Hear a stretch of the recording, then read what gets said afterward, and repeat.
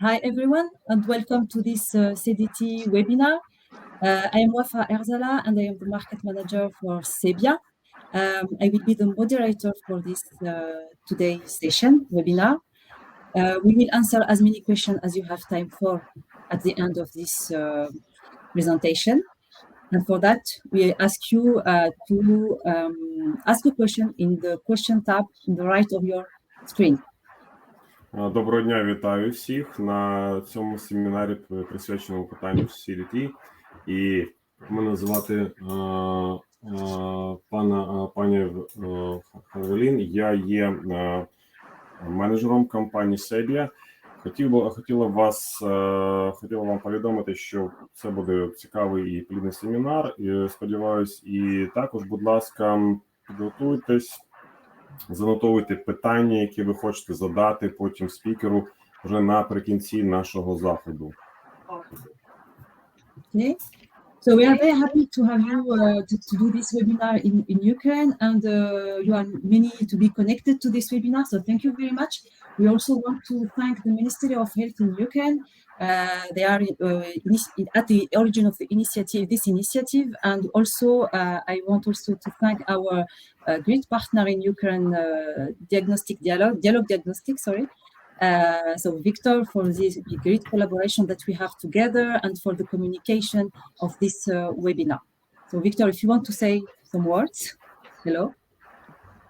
Шановне панство, всім доброго дня. Дякую за те, що ви знайшли час приєднатися до цього вебінару.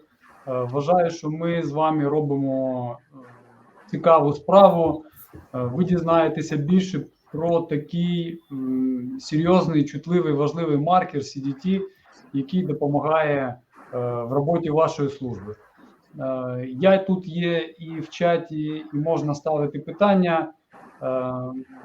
У нас буде найкращий фахівець по CDT у світі, містер Жан.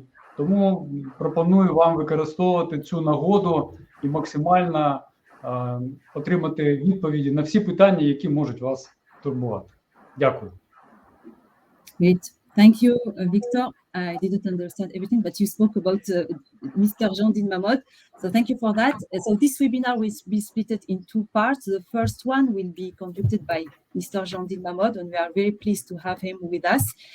So he is the IFCC CDT working group chair, and he will speak about the importance of CDT IFCC as a standardized and specific marker for chronic heavy alcohol consumption.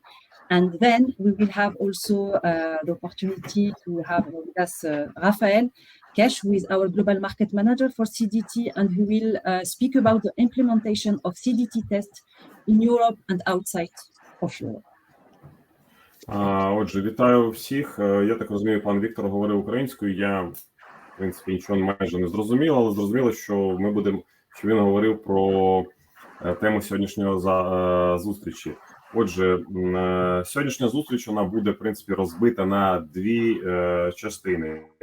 В першій частині ми будемо мати можливість послухати нашого провідного спеціаліста в цій сфері CDT, пана Жана Дінмамоде.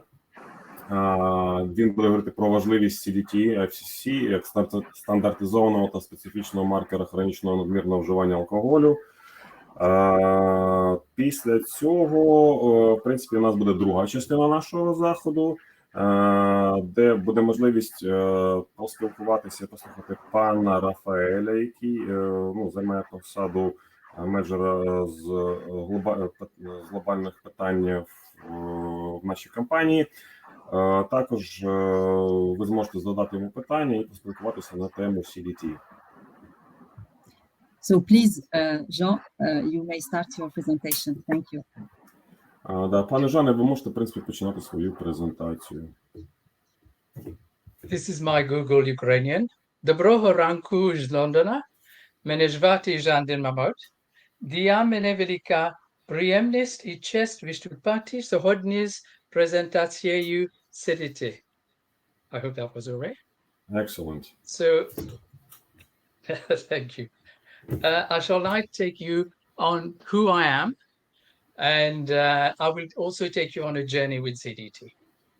Отже, зараз я вам розповім, хто я є, і трошки розповім про що таке CDT. So I was born on a tropical island 60 years ago, almost, of Euro-Afro-Asian origin, and I'm a British citizen and living in the UK for 46 years.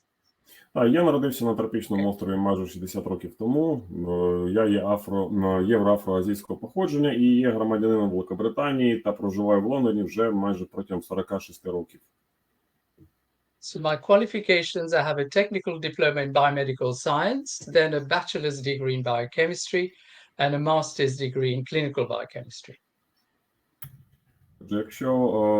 Якщо говорити про, скажімо так, мою освіту, то я маю технічний диплом з біомедичних наук, також ступінь бакалавра з біохімії та ступінь магістра з клінічної біохімії. And 34 years in diagnostic biochemistry laboratory, and I serve both as a laboratory scientist and clinical scientist. Також я маю дуже великий досвід роботи в лабораторії з діагностичної біохімії, і також є науковцем біомедичних та клінічних напрямків. My career seems to have been very much due to curiosity, because in 2002, a gel analyzer allowed me to become an recognized expert in serum and protein electrophoresis in the diagnosis of blood cancer myeloma. And in 2008, another curiosity of an alcohol marker called CDT added to my CDT service and was a great success in my laboratory. And in 2015, the people at the IFCC discovered that I had such a passion for CDT, they invited me to join it. Отже, моя робота, в принципі, моя наукова діяльність, вона ґрунтується на моїй цікавості, тобто до цього предмету. І тому ця цікавість привела до того, що я почав займатися гелевим аналізатором, це був 2002 рік, став визнаним спеціалістом з електрофорезу білків, сироватки та сечі за останні 20 років. МГУС або міелома. І в 2008 році я також почав цікавитися і ще одним цікавим тестом, а саме CDT. Після цього від мене були контракти і також успішна первинна медична допомога. І в 2015-му, скажімо, це CDT-захоплення, воно вже переросло в те, що я був запрошений, щоб приєднатися до членства в IFCC CDT Group, тобто робочої групи CDT при IFCC. So I became a chair in 2018, and then the only IFCC laboratory group in the UK, and I was the only laboratory in the world to offer CDT by 3 different methods, 2 commercial and 1 reference. Так, отже, у 2018 році я став головою робочої групи CDT IFCC. Після цього це була єдина схвалена в Великобританії лабораторія CDT IFCC. В період з 2015 по 2022 рік це є єдина лабораторія CDT, яка надає тестування CDT 3 методами, тобто капілярний електрофорез, N-латекс і HPLC, золотий референсний метод. Тобто це є основні методи. So in 3 weeks' time, I shall retire from laboratory work, and from next year, I shall probably be on the advisory board for CDT. Взагалі, за 3 тижні я, в принципі, вже планую звільнитися з цієї роботи в лабораторії, тобто і в 2024 році планую стати членом спеціалізованої консультативної ради CDT IFCC. And for those of you on the right-hand side of the slide who have a very sharp eye, will notice that I have a very strong link with Lithuania.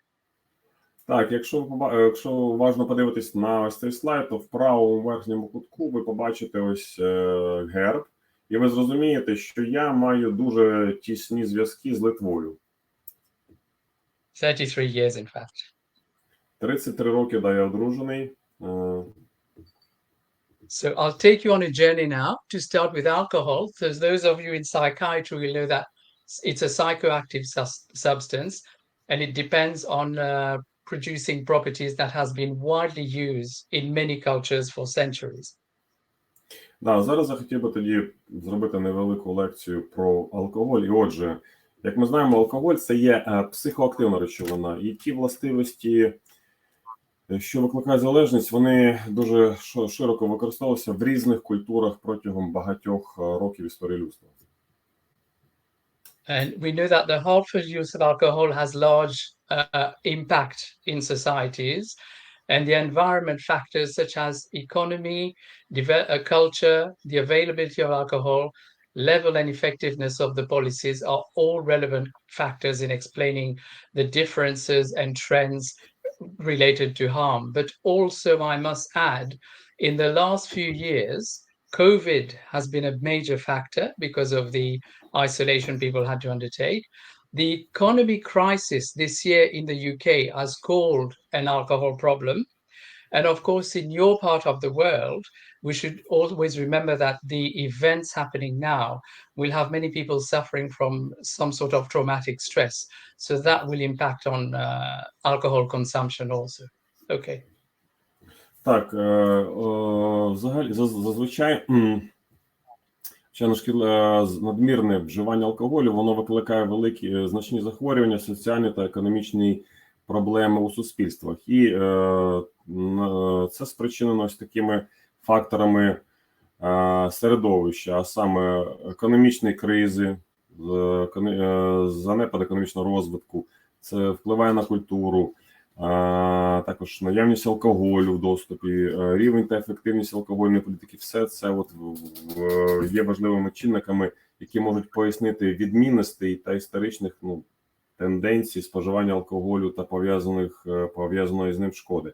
Також я хотів би додати, що, зокрема, в останні декілька років ми маємо такі фактори, як ковід, це 20-21 рік, які, наслідок чого, який, в принципі, викликав збільшену ізоляцію людей і викликав підвищене споживання алкоголю.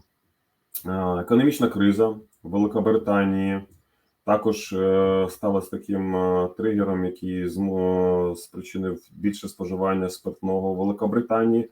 Якщо говорити про Україну, то, звичайно, це війна, той стрес, який переживають люди, ось є тими чинниками, які викликають надмірне споживання алкоголю, наприклад, в Україні.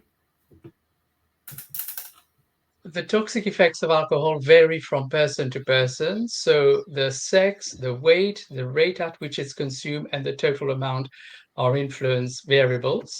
And whether you consume a few or many drinks, the rate you clear it from the body is the same. Так, якщо говорити про алкоголь, значить, його токсичний вплив може відрізнятися у кожної людини, він проявляється по-різному. Відрізняється від людини до людини. І на це впливають такі показники, як, власне, стать людини, її маса тіла, швидкість споживання і загальна кількість спожитого спиртного. Швидкість виведення з організму, вона практично однакова, незалежно від кількості спожитих алкогольних напоїв.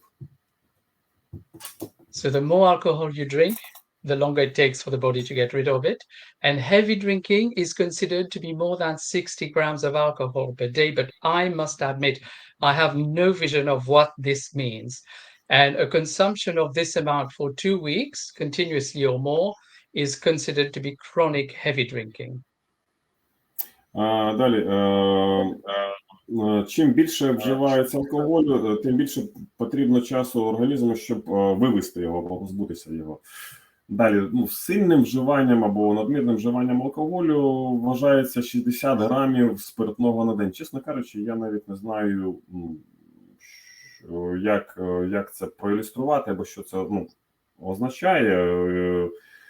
Але вживання такої кількості протягом 2 тижнів або більше вважається хронічним важким пияцтвом.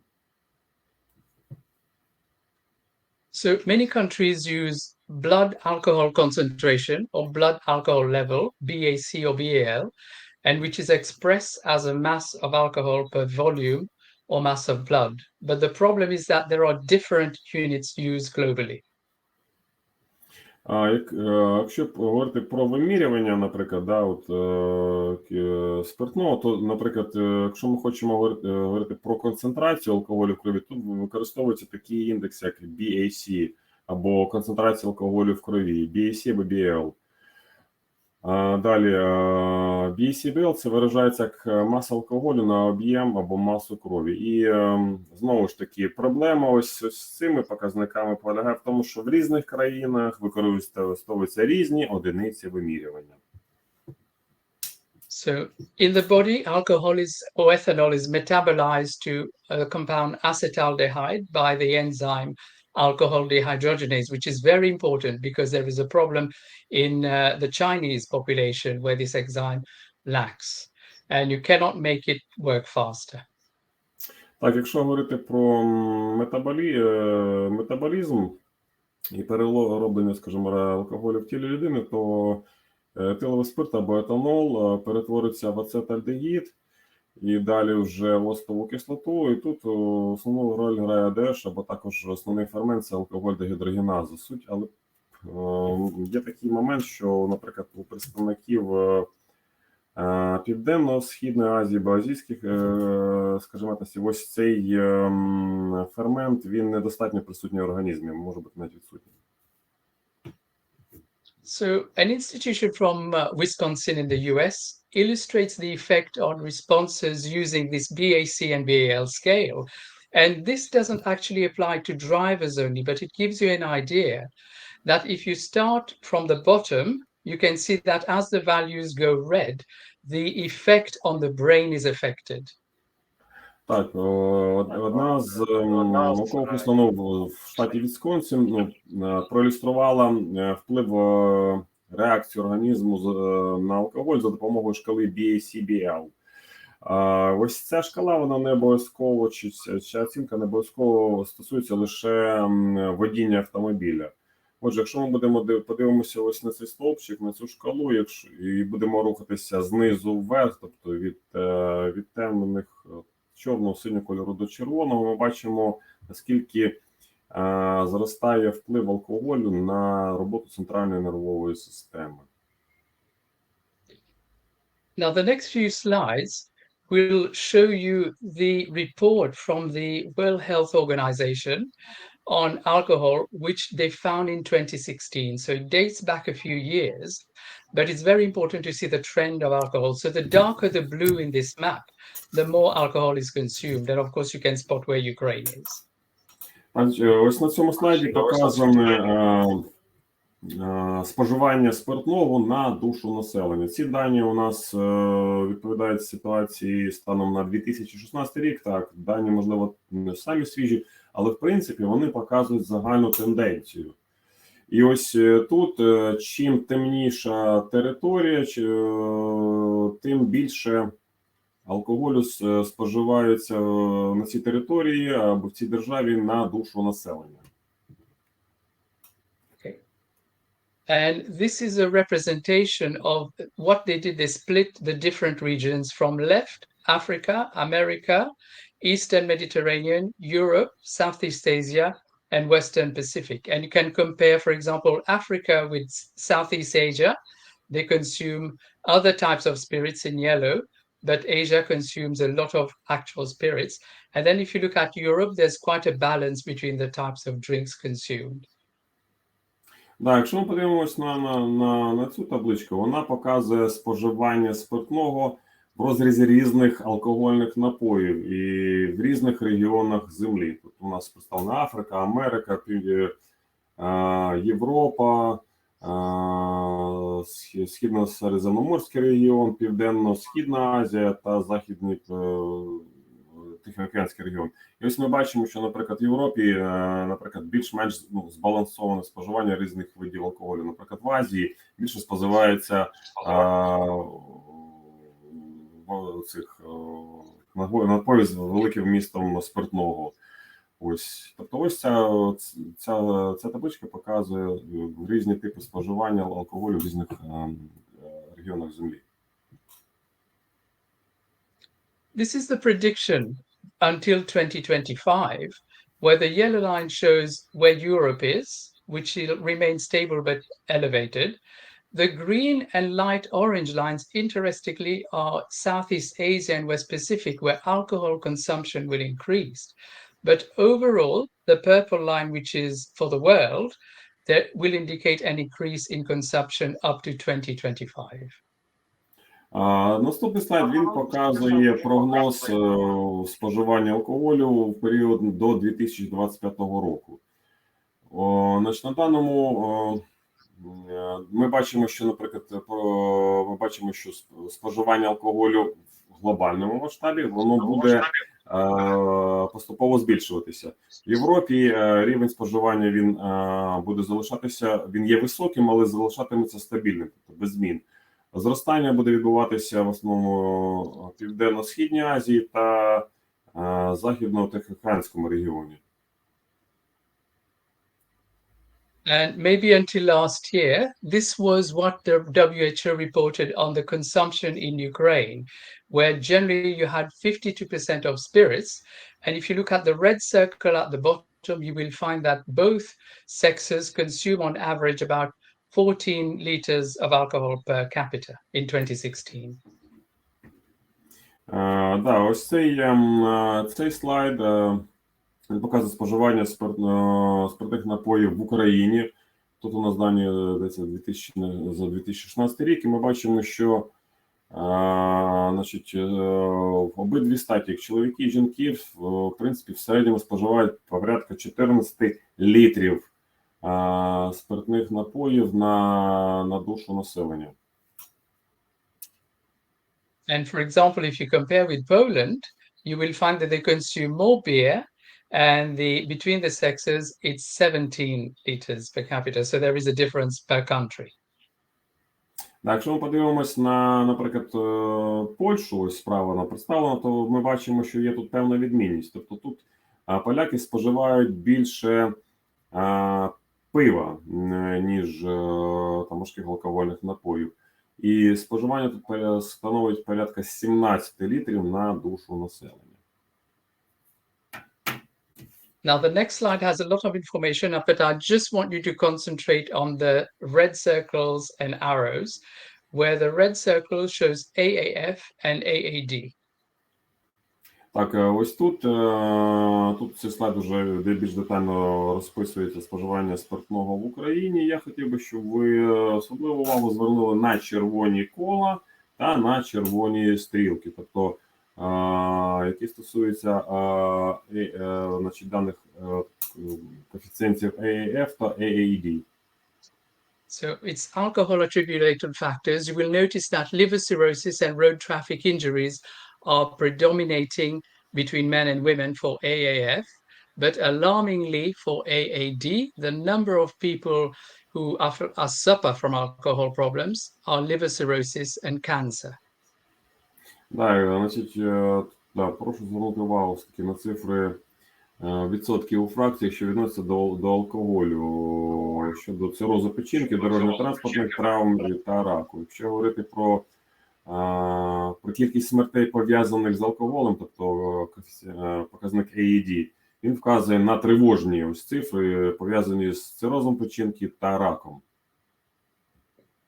And if you look at the YLL, years of life loss, it's very alarmingly high because it shows that many people in your country are dying very young.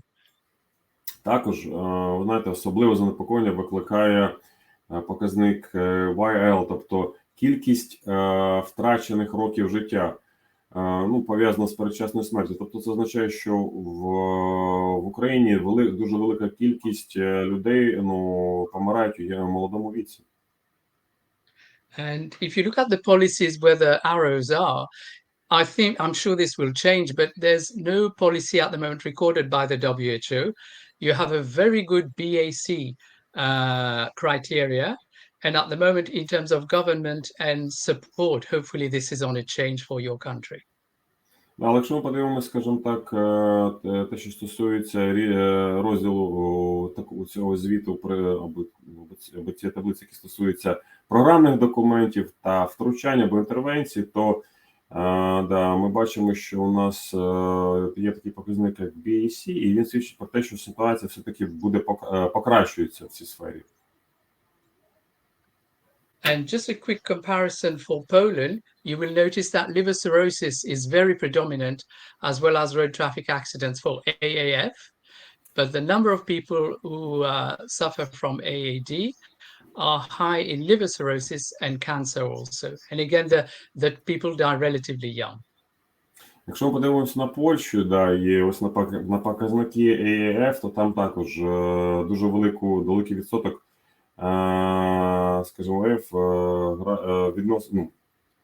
відноситься до цирозу печінки та смертей внаслідок дорожньо-транспортних подій. Якщо говорити про AAD, то це також цироз печінки та рак. І знову ж таки в Польщі, так як і в Україні, також велика кількість людей помирає у молодому віці. Many people associate alcohol problems with the liver, but we must bear in mind, particularly as psychiatrists are aware it is a psychoactive substance, it affects different parts of the body quite badly. Да, чомусь, коли говорять про негативний вплив алкоголю на організм людини, то чомусь в основному задумуються або говорять про печінку, негативний вплив на печінку. А насправді ж алкоголь – це психоактивна речовина, яка вражає також і інші органи та системи людини. And those of you who work in routine diagnostic laboratories in Ukraine will be aware of hematology, where they use MCV as a marker of traditional marker, and they look at liver function enzymes, particularly in biochemistry, to assess alcohol consumption. But the problem is they are not specific and they are not sensitive.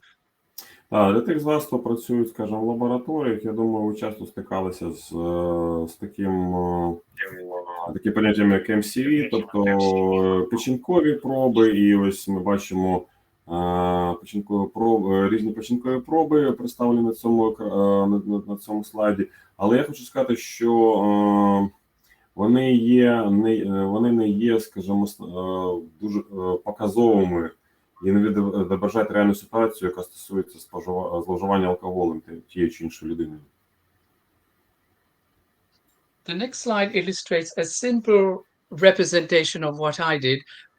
Remember, as I showed, ethanol goes to acetaldehyde and goes through the process of oxidation, 95% in the body.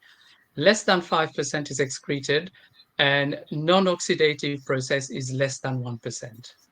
А ось цей слайд, він є більш детальним слайдом або опису метаболізму алкоголю в організмі. Він був трошки раніше показував, але суть в тому, що так, етиловий спирт, він перетворюється в ацетальдегід, і далі в оцтову кислоту. Взагалі, 95% етилового спирту зазнають окислення в організмі, 5% виводиться з організму з оксикантами, і лише 1% він не піддається окисленню. In basic explanation, CDT is not a new molecule. It is actually the protein transferin, where acetaldehyde, they think, attacks the amount of sugars that attaches to it. And that's how you get CDT. Да, значить, в цьому випадку CDT – це не якась там нововигадана молекула, це вона просто показує вплив ацетальдегіду на структуру білка. Тобто це білок, це трансферин, який має зменшену кількість приєднаних вуглеводних або ціалових залишків. There are other markers also which are involved in laboratory assessment, such as ETG, PEF, and FAEE. Так, існує, це єдиний новий алкогольний маркер, стандартизований IFCC. Крім того, звичайно, існують інші маркери, які вважаються прямими маркерами. Це ETG, ETS, FAEE і PETH. And these are known as direct markers. The traditional laboratory tests are known as indirect markers, but CDT is in between the two groups. Ось да. А ось ці це так звані прямими маркерами, які використовуються і в лабораторіях. CDT, він займає таку собі проміжну позицію. Він знаходиться між прямими та непрямими маркерами.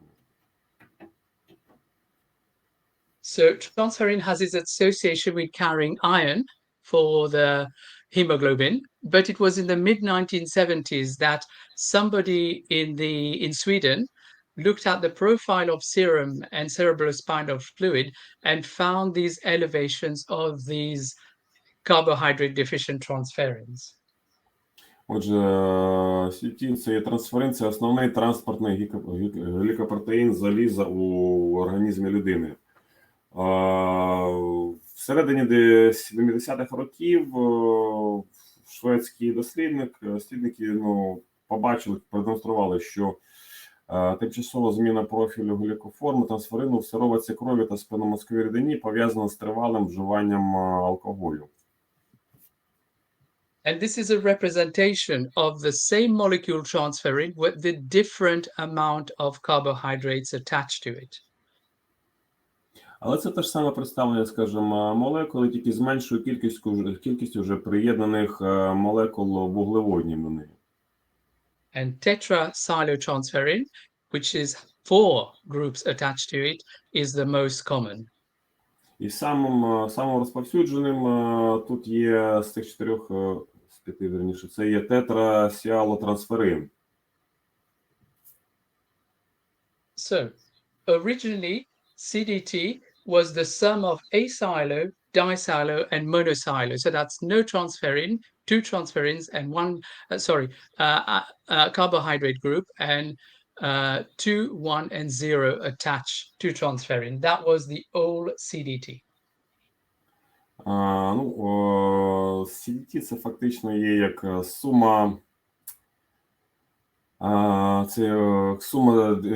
глікоформ, це є асіала, моносіала та десіала трансферину. І приєднання йде 0, 1, 2. What is the formula of connection? 0, 1, 1, 2, 3. Mm-hmm.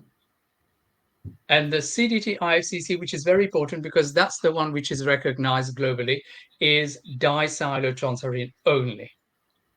А якщо говорити про CDT IFCC, то це є самим важливим CDT, який визнаний, скажімо так, у глобальному, і є лише десіалотрансферином.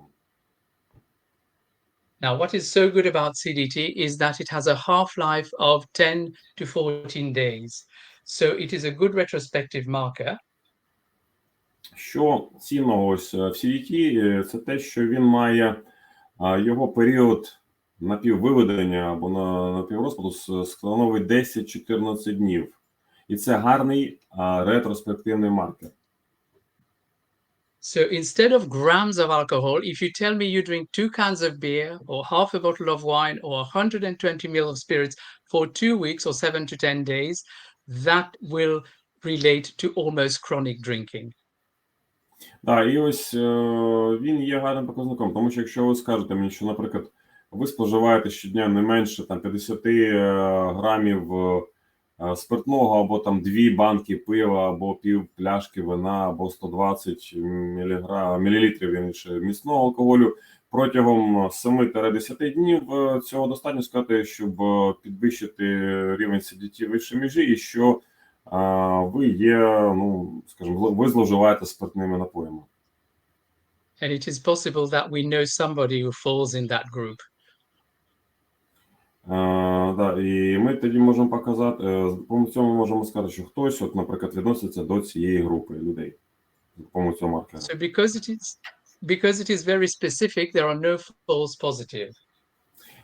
І завдяки тому, що CDT – це дуже специфічний маркер, він не може бути і не буває хибно позитивним. So it is useful both in clinical and forensic applications. Тобто він є корисним як в клінічних, так і в судово-медичних цілях. The first commercial assay goes back to 1992, but now you have more direct assays which can be used on your benchtop analyzer in the laboratory. Перший комерційний тест-набір CDT, він був запущений на 1992 році. Зараз з'являються вже нові набори і прямі аналізи, і ось вони представлені тут на екрані.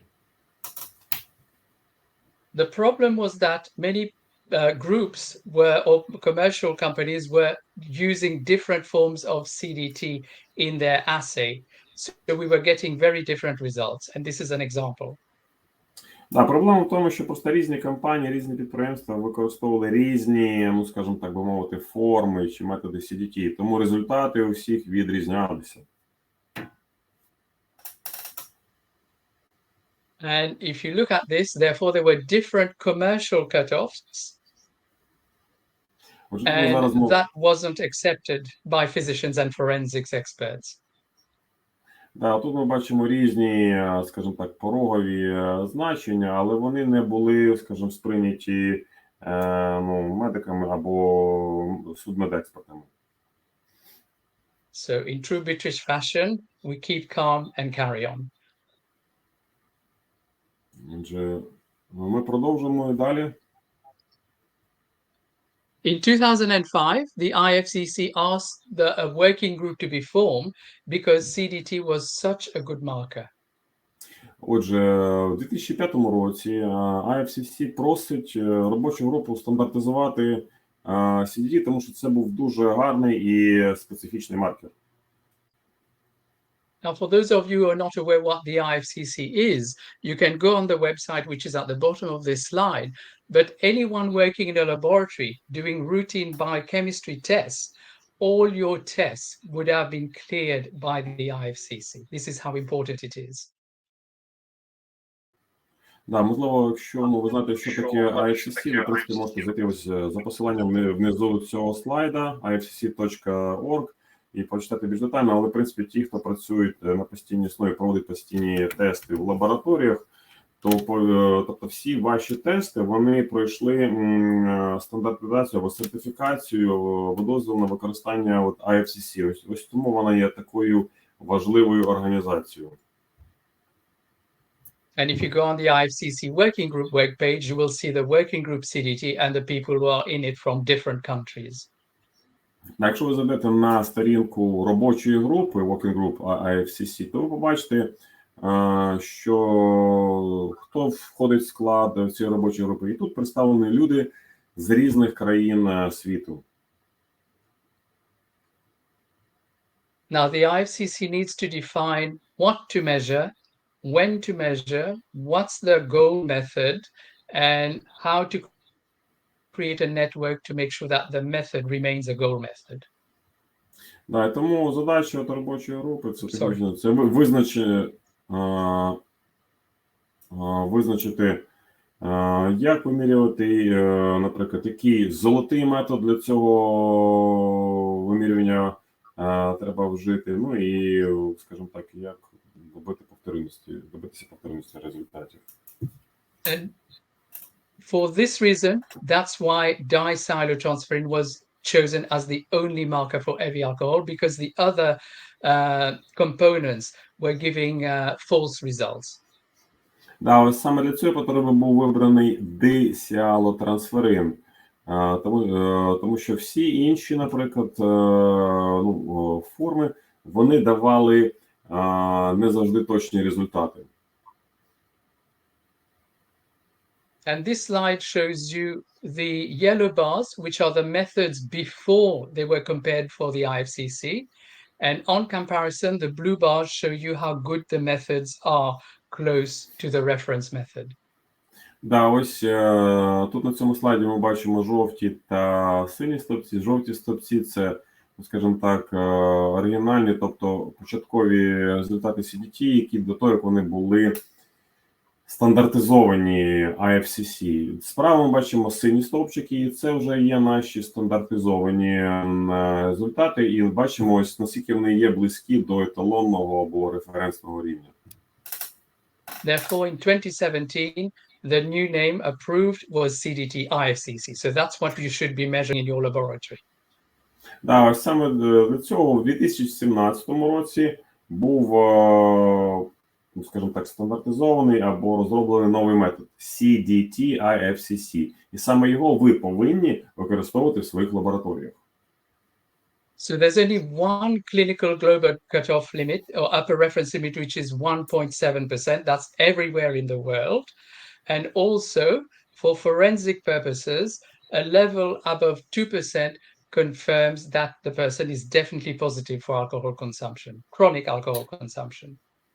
Так, отже, якщо глобальна верхня референтна межа становить 1,7%, то це глобально визнане, скажімо, значення. Також, якщо говорити про використання в судовій медицині, то значить, показнику 2% може свідчити про те, що людина страждає на хронічне зловживання алкоголем.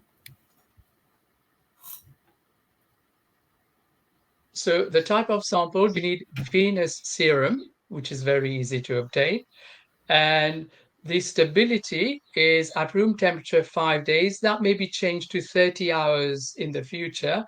But as you can see, at lower temperatures, if stored, it lasts for a very long time. Да, значить, якщо говорити про типи зразку, то це є венозна сироватка. Також, якщо говорити про стабільність зразку, то значить, зберігання може бути там написано 5, значить, він досить довгий тривалий час може зберігатися при зазначених температурах, і, в принципі, стабільність дуже висока. And all the work has been done on venous serum and not capillary serum. І дуже багато роботи воно проводилося над венозною сироваткою, а не над капілярною сироваткою. So those who have experience in protein electrophoresis, it's really an extension of this into how we found CDT and CDT-ICC. Да, тому ті, хто з вас працюють або має досвід роботи з електрофорезом, сироватки білків, можуть побачити, що CDT – це є фактично, в принципі, розширенням тих методів, які ми використовуємося. So when I work nights in the laboratory, I used to see random patients who came in our emergency department. And these are a few examples of how you can use CDT. The green little peak is what CDT is. Да, я часто, скажімо так, по вечорам або по ночам працював в нашій лабораторії. До нас привозили, вірніше, різного виду пацієнтів, яким робили тести. І ось цей слайд показує результати. І ось цей невеличкий зелений пік, який ви спостерігаєте, це є, власне, CDT. So this is a lady who came with alcohol intoxication, but the CDT was negative. So therefore she was binge drinking, heavy drinking, but only for a short period. Да, ось це, значить, результати аналізів, які зроблені жінки, яка прибула до нас. У неї була дуже серйозна алкогольна інтоксикація, але CDT був негативний і вона не була хронічним, не було спостерігалося хронічного зловживання алкоголем. Це була лише така собі одноразова сильна інтоксикація.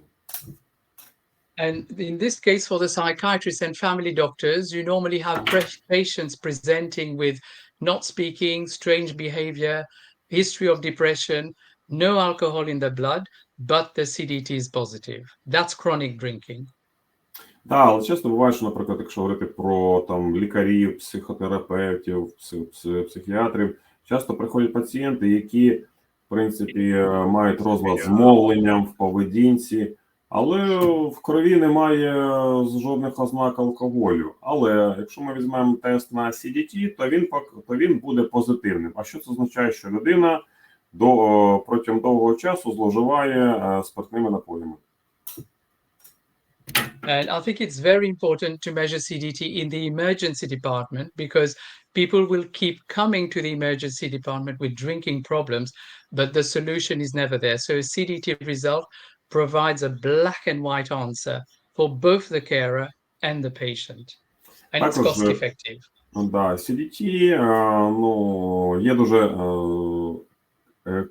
скажімо так, економічно вигідним методом, якщо ми говоримо про, наприклад, пацієнтів, які надходять у відділення швидкої допомоги. Тобто він завжди дасть вам ось такий собі результат на кшталт чорне-біле, тобто та або ні. І вже потім далі буде показувати, що робити з тим чи іншим пацієнтом. Тобто він є недорогим, відносно недорогим, ефективним і завжди дає результат та або ні. Sometimes you can get abnormalities when you're looking for CDT, and it leads to finding, for example, compounds relating to blood cancers. Так, іноді, звичайно, результати показують якісь певні аномалії в рівнях CDT, але зазвичай це все пов'язано з можливими раковими захворюваннями у пацієнтів. Diagnostic science is not perfect, so sometimes you may have exceptions where you cannot get a CDT result. That's why it is very important to have it checked by the reference method, the gold method, in a laboratory. Так, але, звичайно, в діагностичній науці немає, знаєте, нічого там перфектного. Іноді бувають винятки, коли варіанти CDT або інші аномалії перешкоджають отриманню числової правильної відповіді. Тому я дуже рекомендую перевіряти ось такого роду аномалії за допомогою металонного методу або золотого стандарту, це HPLC. And you can get other cases where CDT can be elevated, in other words, in variants, CDG syndromes, which appear in very young children, those who have advanced liver disease, and also in pregnancy. But in pregnancy, because there is an element of iron deficiency, it is very important, I believe, to measure on the first visit or in the first trimester, but not really afterwards. Так, і ось можливі інші відомі причини підвищеного вмісту CDT. Це можуть бути якісь генетичні варіації трансферину, може бути вроджені порушення гликозилювання, це, наприклад, у дітей буває, запущена холестатична хвороба печінки, також може бути на певних стадіях, наприклад, вагітності. Отут я раджу, скажімо так, такі вимірювання проводити лише протягом першого триместру, але не більше того. You can also get absent CDT when you have liver cirrhosis or you lack the transferrin itself. But one thing to be careful, those scientists who are looking at papers, old papers before 2008 have very false CDT results. So be careful what year you read the papers. Так, також можливі причини, можуть бути причини відсутності CDT. Це можуть бути важкі захворювання печінки, цирроз, анорексія, трансферинемія. Але, знову ж таки, коли ви читатимете, скажімо так, літературу з приводу відсутності CDT, треба дуже звернути увагу на рік випуску з цієї літератури. Тому що до 2008 року результати або дані можуть бути невірними. Тобто звертати увагу на рік випуску публікацій. So these are 14 people who do not drink and had CDT taken every week for 5 months. And you can see that there is a range of what is normal. And also that within each person, the CDT only varies by 0.2%.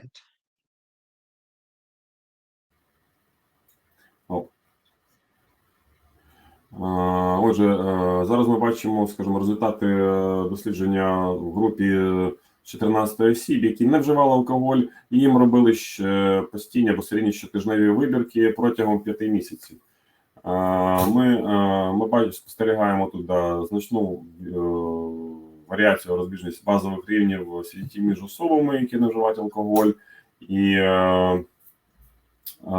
can you please put the previous slide? Because I haven't finished. Oh, sorry. Yeah, I do apologize. Але максимальна,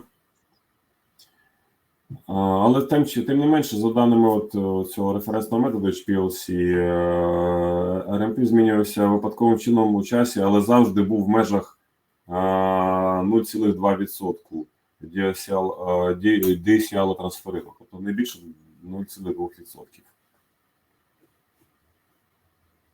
So these are examples of where CDT is useful. And really, wherever alcohol is concerned and there is work, CDT is very important, particularly from clinical to forensic type of work. And I don't mean forensics in terms of looking at dead bodies, but in transport, aviation, shipping, in the armed forces, particularly veterans.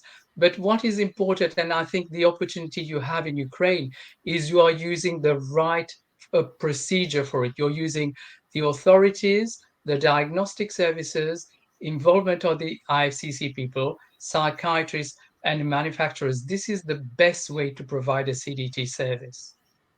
Отже, цей слайд показує, де ми можемо використовувати ось метод CDT. Приклади різноманітні, тобто це стосується як клінічних, так і судово-медичних експертиз, також це стосується і, наприклад, будь-яких речей, де важливо, скажімо так, вимірювати вміст стан людини, яка займається якоюсь активною діяльністю. Це може бути судноплавство, це можуть бути будівництво, це може бути водіння автомобіля, військовослужбовці, ветерани, які звільнені в запас. І та процедура, яка зараз, в принципі, існує в Україні, вона, слава метра, вона є гарною, тобто є правильна така собі зв'язка між органами місцевої влади, між діагностичними центрами і тими послугами, які вони надаються, між робочою групою CDT, IFC, психіатрами та виробниками. In driving, for example, successful countries have been the Netherlands, UK and Sweden. Так, якщо говорити, наприклад, про використання CDT до водіння автомобіля, то скажімо, самими такими країнами, де найуспішніше використовується цей метод, це є Нідерланди, Сполучене Королівство та Швеція. Workplace testing can be a bit difficult to test CDT, but the best way to use it as a lifestyle drinking check. Да, наприклад, якщо говорити про тестування там робочих місць, можливо, це не так якось зручно, але чиємно, але дуже важливо проводити тестування на предмет стилю життя і звичок працівників.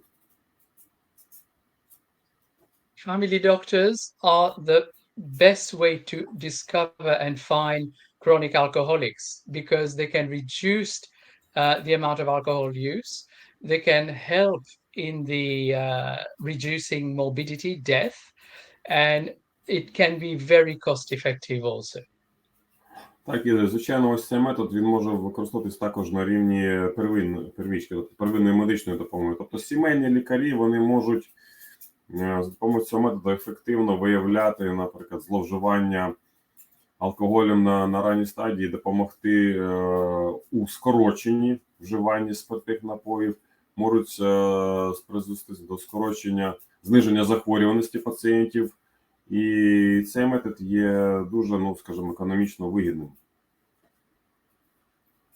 This is an example of somebody who went to see their doctor, middle class, they drink most evening, the wife has a glass of wine, he has 2 glasses of whiskey, and he finishes the rest of the wine. Ось вам, скажімо, такий, дуже такий показовий випадок, коли пацієнт звернувся до лікаря первинної допомоги. Це була людина 57 років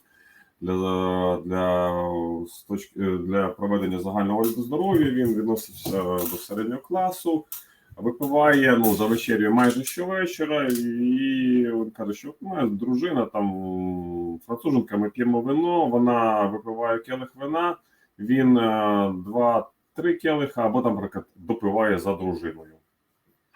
So his routine tests were abnormal, but he did not see his drinking as a problem, but his CDT was elevated. Так, отже, аналіз показав, не показав, що він є хронічним, скажімо, алкоголіком, але його підвищений рівень CDT свідчить про те, що в нього все-таки є проблеми з алкоголем. 6 months later, he went to visit his doctor and he had improved in health, he had lost weight, and his results were back to normal. І ось в результаті, скажімо так, коригувальних дій з боку медика, значить, через 6 місяців цей же самий пацієнт звернувся до лікаря, пройшов тест, і ви знаєте, значить, його стан здоров'я його покращився, він скинув зайву вагу. And this is important not just in commercial aviation, but also in military aviation, where alcohol is looked in pilots, but I think it involves the whole infrastructure of aviation. Також його можна використовувати в авіації. Ми тут зараз говоримо не тільки про цивільну авіацію, також і маємо на увазі і військову авіацію. Ну і якщо говорити, то про тестування, то це воно відноситься не лише до самих пілотів літаків, а також стосується також тестування усіх працівників, які залучені до авіаційної інфраструктури. Інженери, техніки, обслуговуючий персонал і так далі. The best way to measure CDT is either a one sample taken or a 2-point CDT, where you measure CDT on day 1 and day 12 because of its half-life. So if it's positive on day 1, hopefully if they do not drink, by day 12 the CDT will be negative. Якби оптимальним методом відбору CDT це є, скажімо так, двоточковий відбір. Тобто відбір на перший день і відбір на 12-й день. Тобто ми чули на початку лекції про те, що період на виведення там 10-14 днів. Тобто якщо у нас, наприклад, високий рівень CDT там на перший день, а ми беремо аналіз, і на 12-й день він може бути, наприклад, нижчим. And it's important to check who's doing well. So manufacturers and network labs are checked by the IFCC. And if you have a routine laboratory, it is very important for you to participate in an external quality assurance. Так, звичайно, виробники, IFCC проводить постійну, скажімо, перевірку лабораторій, які використовують метод IFCC, тобто виробників, скажімо, аналізаторів. Тому, якщо ви є лабораторією, яка постійно використовує ось цей метод, то я вам дуже рекомендую час від часу брати, скажімо так, у зовнішніх, скажімо, заходах по контролю якості роботи. And we know the routine tests, and I've also highlighted these new novel tests, which may appear sexy, but the problem is that they are not IFCC standardized or are they approved. They can only be done in specialist laboratories. There are no commercial assays.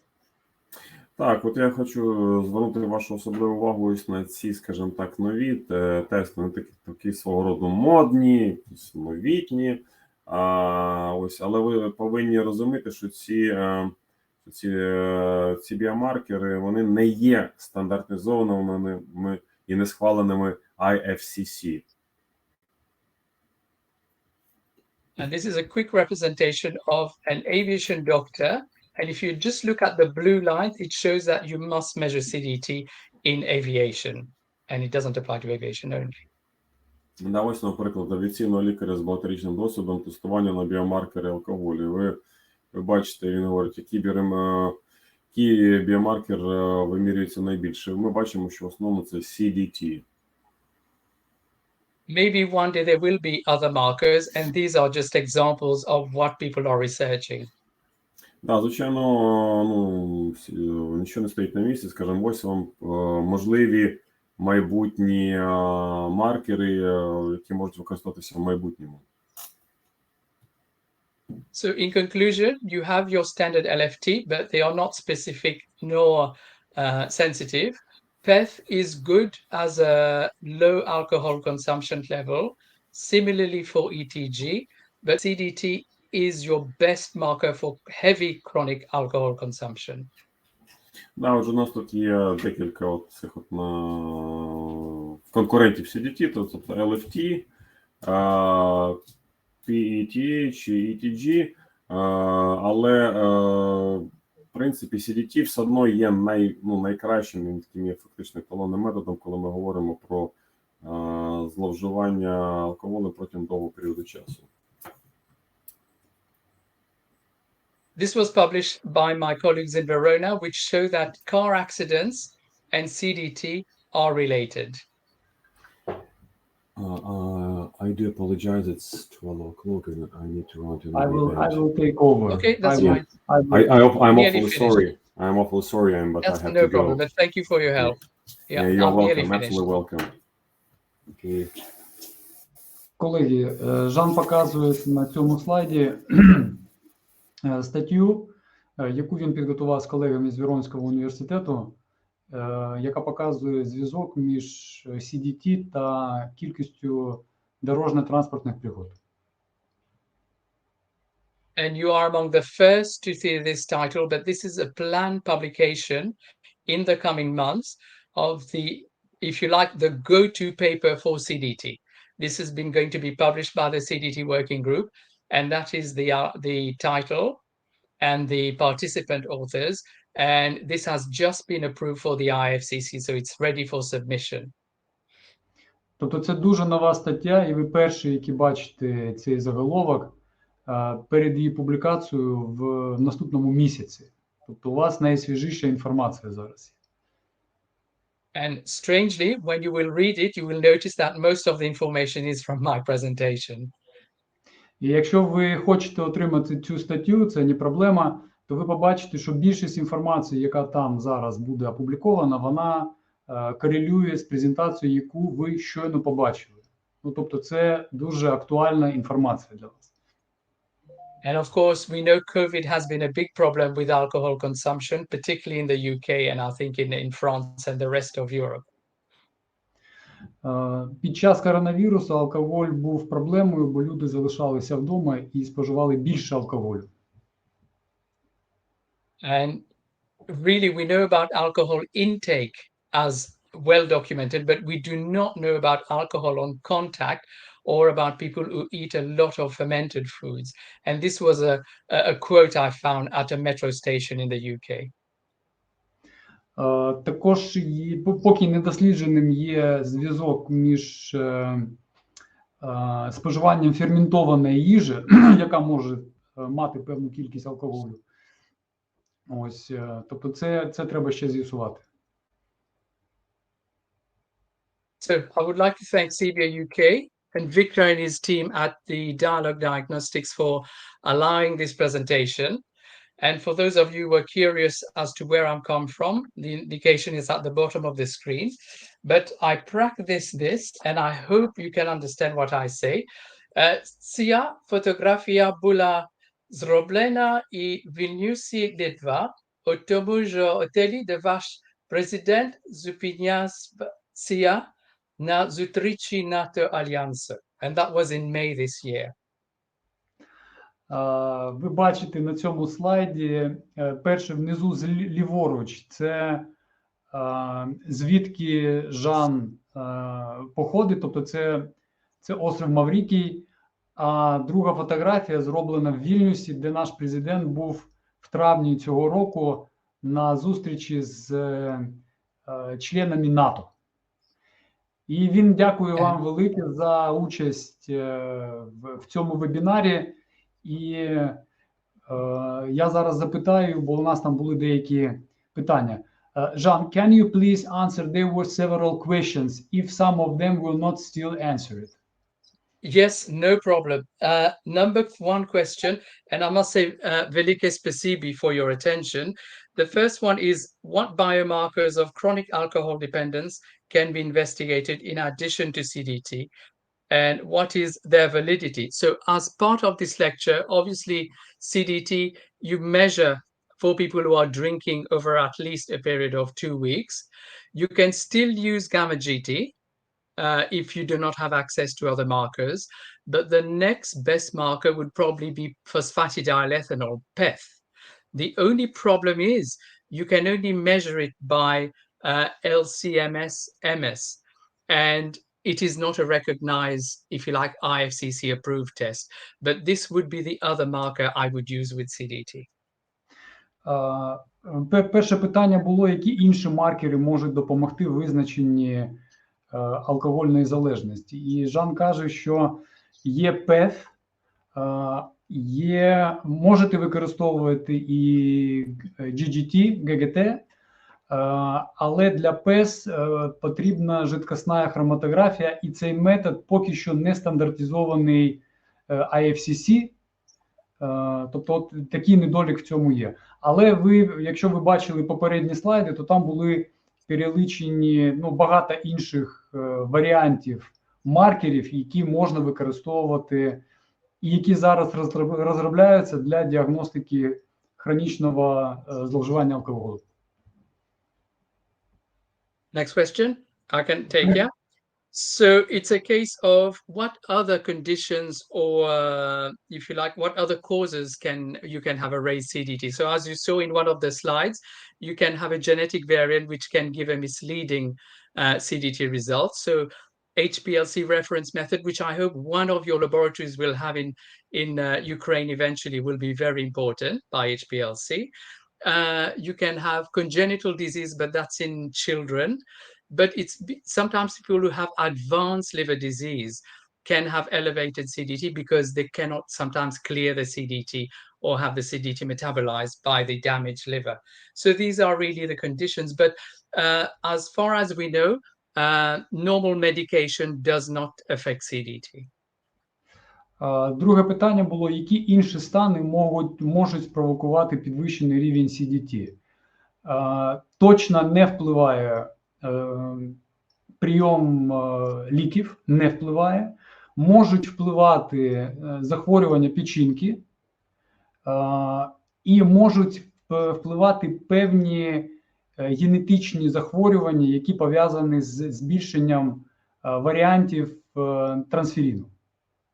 Але вони не так часто бувають, і для цього краще мати в Україні лабораторію, яка має апаратуру для визначення таких варіантів методом високоефективної рідинної хроматографії, тобто HPLC. Next, please. Okay. I'm so glad you asked about the gray zone for CDT, because that applies to all methods for CDT testing as such. And with a new one, of course, you only have the cutoff for clinical is 1.7, and a result of greater than 2.1% for forensics confirms that it is positive. So there is no gray zone like there used to be with the old methods. It gave me a headache, and it gave Sebia and other companies a headache also. I'm afraid, Rafael, could you switch off the microphone? Yeah, thank you. Наступне питання було стосовно сірої зони для CDT. Сірої зони для CDT, на щастя, не існує. Тобто межа для звичайних визначень складає 1,7%, для форенсик або там судово-медичної практики складає 2%. Тобто, якщо більше, це вважається позитивним, якщо менше, вважається негативним. Next, please. And I hope Raphael will confirm this for me, but I hope that Ukraine could be the first to have a legislation for psychiatry to look into CDT. In the UK, it's very poor. In fact, it's just for driver licensing. But I think psychiatry is very important, particularly in any type of aviation. Or there is an example, I think, somewhere where lithium therapy and if you like, people not drinking, where CDT can be relevant. So you could be leading this topic, or maybe Raphael knows something more than me. Жан, я думаю, що Рафаель далі покаже приклади використання в CDT в різних країнах. В Сполученому Королівстві, Жан каже, це використовується зараз широко для водіїв. Ось, але там Рафаель нам пізніше про це розкаже. Жан, next question. Yeah. So last question is there a clinical value for CDT in acute alcohol intoxication? Not really. PEth or ETG are the best answers. But if you have a profile of this person and you know what their baseline CDT should be, and obviously if they've been drinking, you can see that the baseline has changed. But for acute drinking, CDT is really not relevant, but you need like supportive tests. CDT is really specific if somebody's been drinking for about 2 weeks. Питання було стосовно релевантності використання CDT для гострих інтоксикацій алкогольних. Нерелевантно, відповідає Жан. Для цих завдань краще використовувати або ETG, або PEth. CDT може бути додатковим, але в жодному разі не основним при визначенні гострого алкогольної інтоксикації, сп'яніння і так далі. Victor, can I just add also, it also reflects on my Italian colleagues at the University of Verona, where they notice people who have car accidents normally have elevated CDT. Жан каже, що стаття, яку він показував з колегами з Верони, яку вони підготували, у всіх випадках дорожніх пригод, у всіх водіїв, у яких брали CDT, він не був підвищений. Тобто це не були люди з хронічним, скажімо так, досвідом зловживання алкоголем. Thank you. And Jean, there is one more question from the chat. Mrs. Oksana Alinika is asking, what are the cases of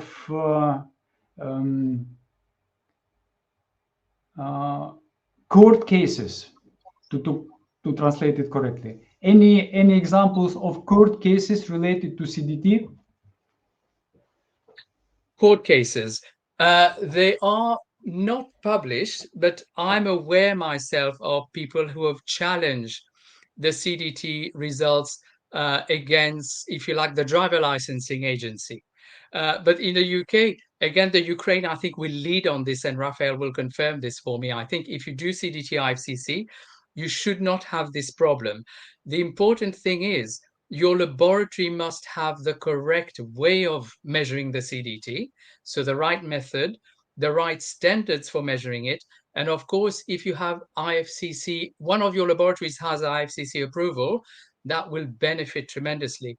But in terms of court cases, if your clinicians or your psychiatrists cannot answer the question, this is why we are present at the IFCC to support with a more explanative answer. But my colleague in the Netherlands has had a few court cases to take, but these were with the old method, CDT methods. The newer ones, I haven't noticed that many court cases, I must admit. Normally you get pilots who will challenge their results because they're Google doctors. Пані Оксана, якщо я правильно зрозумів ваше питання, чи наскільки CDT може бути оспорений, скажімо, там у разі скарги від там водія або іншого, у якого він підвищений. Жан відповідає, що такі кейси дуже нечасто трапляються. Він каже, що це було більш в минулому, коли CDT не був стандартизований. Після того, як пройшла стандартизація CDT по IFCC, і якщо лабораторія, якою ви користуєтеся, видає CDT стандартизований по IFCC, дуже низька вірогідність, що ваш результат може бути оскаржений, оспорений, відповідно, там, пацієнтом або людиною, яка оскаржує. Якщо ви питали, власне, стосовно оскарження результатів тестів по CDT. Thank you, Jean. I cannot wait to visit your country and all your members, so I look forward to that one day. So do we. Жан каже, що він дуже-дуже хоче відвідати Україну, і я кажу, що ми завжди раді будемо його вітати особисто у всіх куточках України. Дякуємо велике, Жан. Thank you. Дякую, pleasure. І зараз я передаю слово Рафаелю. Це представнику компанії Sebia, яка виробляє комерційне рішення для тестування на CDT. Тобто це аналізатор і це сам тест на CDT, який вже є в Україні і вже происходить тестування на CDT. Rafael, stage is yours. Please go on. Thank you, Victor, and so good morning all for being with us today. Thank you also very much, Jean, for your very interesting presentation about CDT. So I am Global Product Manager at Sebia, and I will do a very short presentation, around 5-10 minutes, just to show you some different case of use of this marker and the Sebia solution. Рафаель – глобальний менеджер компанії Sebia, в тому числі по продукту CDT, і він зараз швидко, 5-10 хвилин, покаже вам кейси практичного застосування CDT в різних країнах для різних індустрій.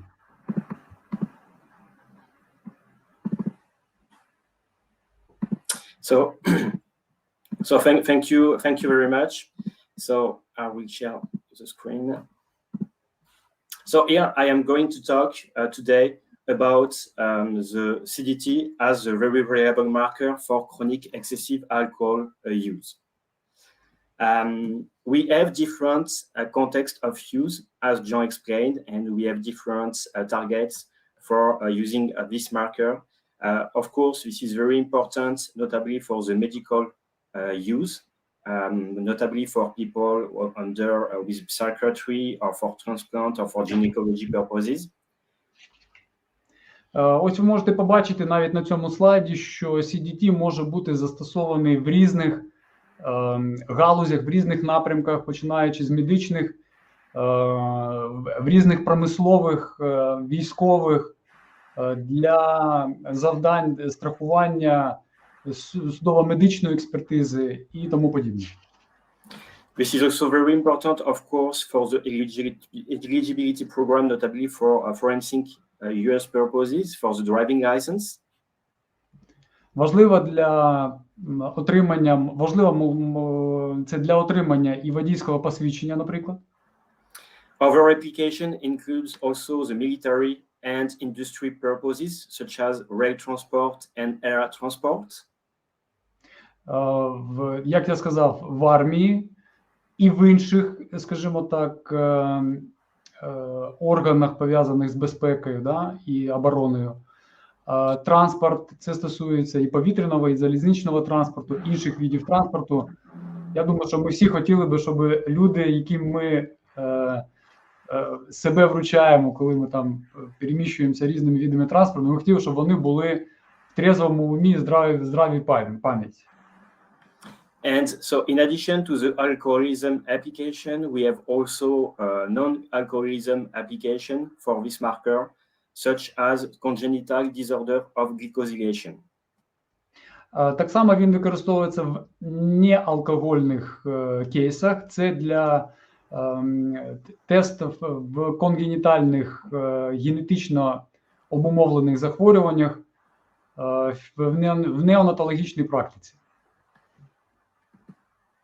So just to give you two different examples, for example, in France and in the UK, the role and the importance of the CDT marker notably is highlighted because it's part of the recommendation, notably for the driving license program.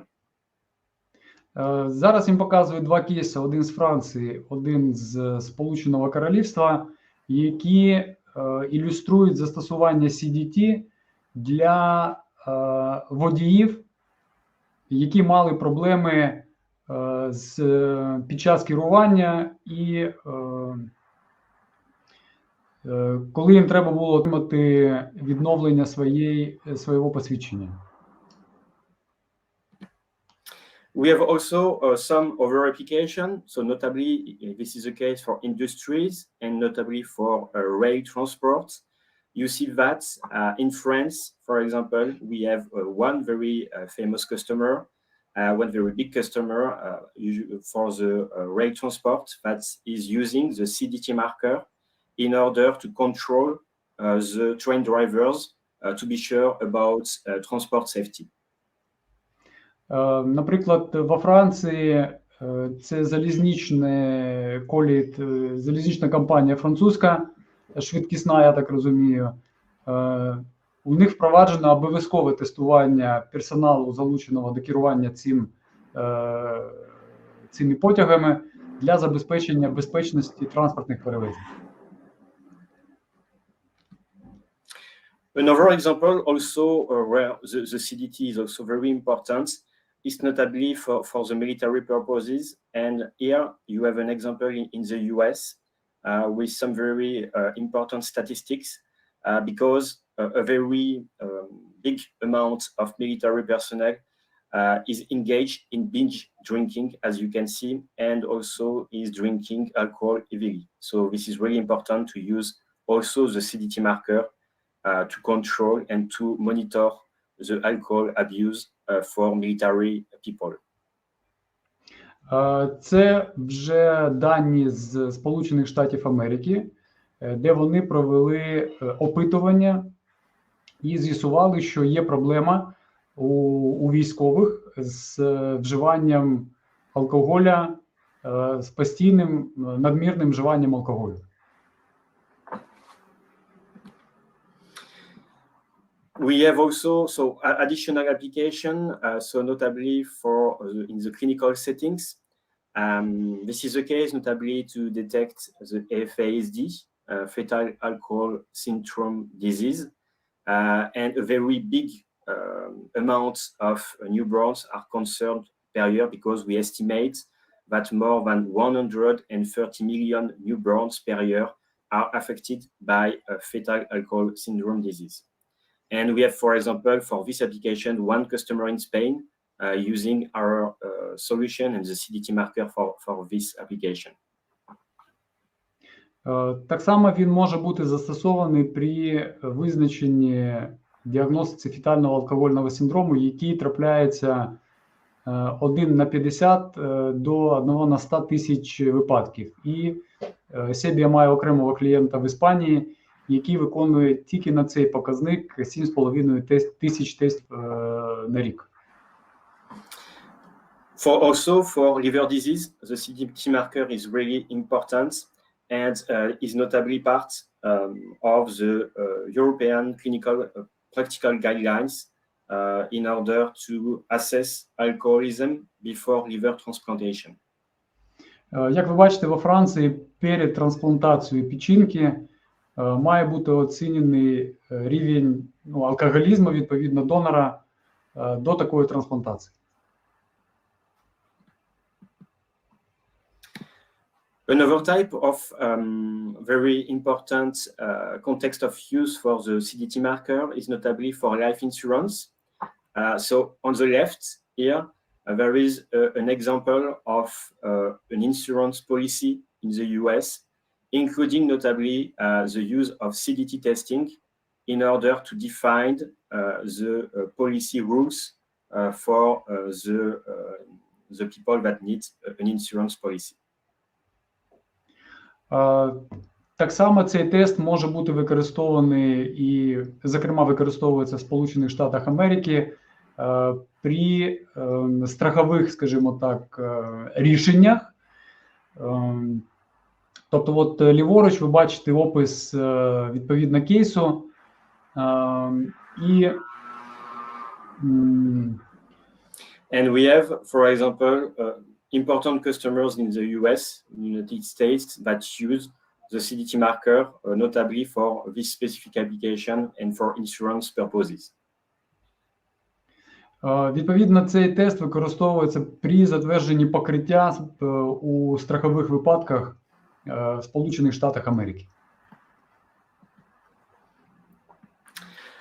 Another application, so this is not related to alcoholism, but the CDT assay can also be used for the CDG application.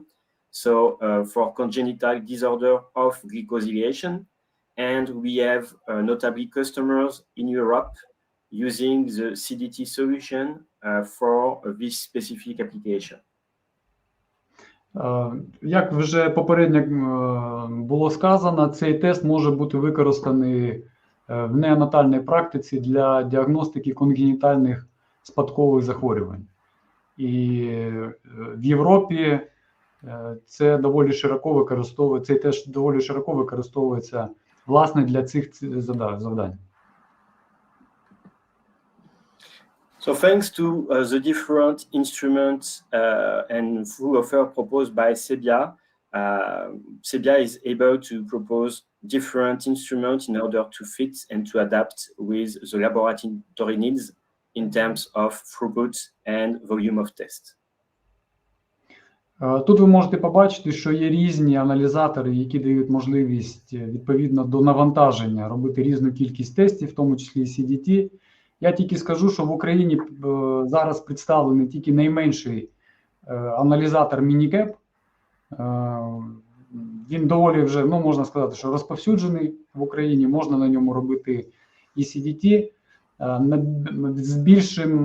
З більшим потоком аналізаторів поки в Україні не маркетуються, тому що зараз є складності з навчанням сервісного персоналу, бо виїзд за кордон для інженерів зараз у нас, як ви знаєте, неможливий.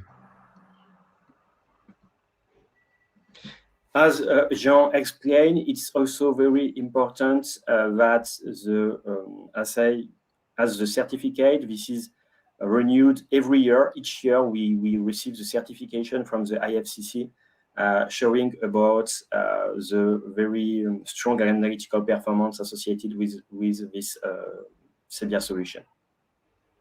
Тут ви можете побачити сертифікати, які підтверджують високу якість і відповідність до стандарту IFCC результатів, отриманих на аналізаторах Sebia. So what is really important to remind is that, of course, chronic alcohol abuse is a very strong and high public health problem and has impact, of course, on people, industries, and economy as well. Ще раз підкреслити, CDT – це стандартизований специфічний маркер хронічного зловживання алкоголем. Як ви бачили з попередньої презентації Жана, цей маркер є дісіалотрансферином, який є специфічним і стандартизованим. Тобто наявність стандартизації, вона дає можливість захистити ці результати і порівнювати результати між різними лабораторіями. Yeah, CDT, IFCC, so it's also the standardization, of course, is very important in order to be able to compare the result between laboratories. And also the CDT, specifically on the capillary electrophoresis technique, is an accurate and reproducible technique. And also the scalable solution with the different instruments proposed by Sebia allows to fit with all the laboratory needs in terms of throughput and volume of test. Тут трошки повторити попередній слайд. Тобто рішення є для різного потоку тестів, рішення є стандартизованим, і сам метод капілярного електрофорези є точним і, що важливо, відтворюваним методом. Sebia offers different resources that are available, such as some webinars. Jean Deenmamode already has done different webinars for Sebia in the past. And also we had recently Dr. Nadia Maria Porpiglia from Italy that also proposed a webinar about the road traffic accidents and the importance of the CDT marker. So these webinars are available in replay on Sebia website. Тобто ви тут бачите, що є різні матеріали Sebia, брошури, флеєра, є статті, їх можна спокійно знайти і завантажити на сайті Sebia. Ви вже бачите, як Sebia.com, буде сайт називатися. And Rafael, there is the question to go back to the slide with insurance MetLife case. Yeah. На прохання Петра зараз повернемось трошки назад до слайду з страховим випадком.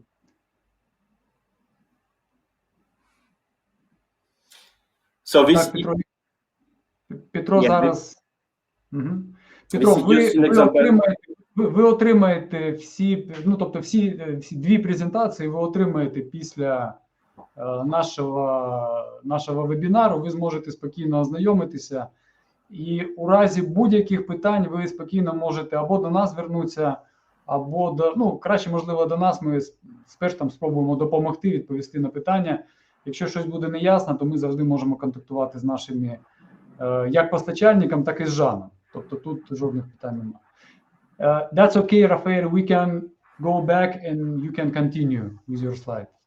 Okay, thank you. So actually I've done, so in addition, of course, to the webinars that we propose, we have different flyers and brochures that are also available for your needs. I would like to thank you, so the organization team and also Jean for his presentation. Thank you also, Victor, for the translation at the end of this session. And thank you all for your participation today. We hope that you have learned important things about CDT. And of course, we remain available. If you have any question, please send an email and we will try to answer as we can. Колеги, наш вебінар добігає кінця. Я передаю слова подяки за вашу участь від Жана, від Рафаеля, від всієї команди Себі, від Вафи, від Себастьяна, які допомагали організувати цей вебінар. Важливо, що ми в Україні отримали найсвіжішу інформацію. Ви, як фахівці, я вважаю, отримали більше даних стосовно використання CDT в вашій практиці. Я хочу повторити, що ви отримаєте обидві презентації, цей запис на цей вебінар ви теж отримаєте. Хто захоче переглянути, зможе переглянути. Якщо комусь потрібний, бо у нас є ще один попередньо записаний вебінар з українськими субтитрами. Якщо ви хочете отримати цей запис або будь-які матеріали, ви спокійно можете, я зараз тут напишу адрес електронної пошти, ви можете на цей адрес спокійно вислати ваш запит, і інформація буде надана. Зараз, хвилиночку.